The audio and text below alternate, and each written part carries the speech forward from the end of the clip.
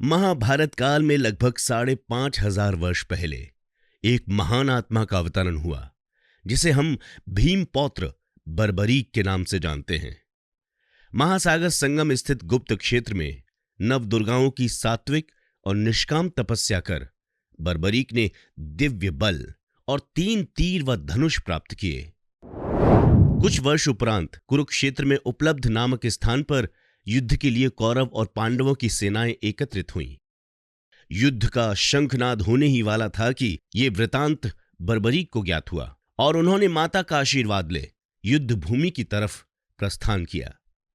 उनका इरादा था कि युद्ध में जो भी हारेगा उसकी सहायता करूंगा।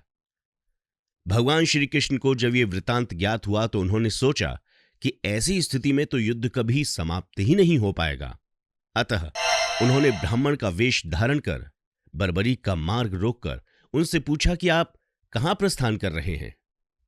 बर्बरीक ने अपना ध्येय बताया कि वो कुरुक्षेत्र जाकर अपना कर्तव्य निर्वाहन करेंगे। उसके बाद इस पर ब्राह्मण रूप में श्री कृष्ण ने उन्हें अपना कौशल दिखाने को कहा। बर्बरीक ने एक ही तीर से पेड़ के सभी पत्तों को भेद दिया, सिवाय एक पत्ते के जो श्री कृष्ण ने अपने पैर के नीचे दबाया हुआ था।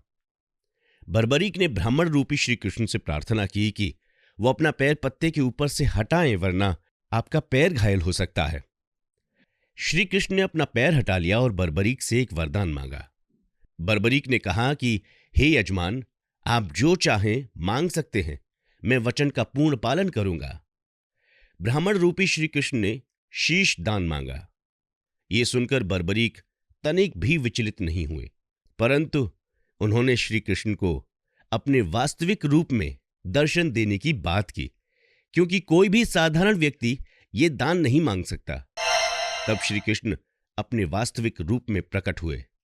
उन्होंने महाबली, त्यागी, तपस्वी वीर बर्बरीक का मस्तक रणचंडिका को भेंट करने के लिए मांगा और साथ ही वरदान दिया कि कलयुग में तुम मेरे नाम से जाने जाओगे, मेरी ही शक्ति तुम में निहित होगी। देवगण तुम्हारे मस्तक की पूजा करेंगे। जब तक ये पृथ्वी, नक्षत्र, चंद्रमा तथा सूर्य रहेंगे, तुम लोगों के द्वारा मेरे श्री श्याम रूप में पूजनीय होंगे।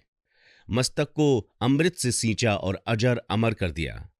मस्तक ने संपूर्ण महाभारत का युद्ध देखा एवं युद्ध के निर्णायक भी रहे।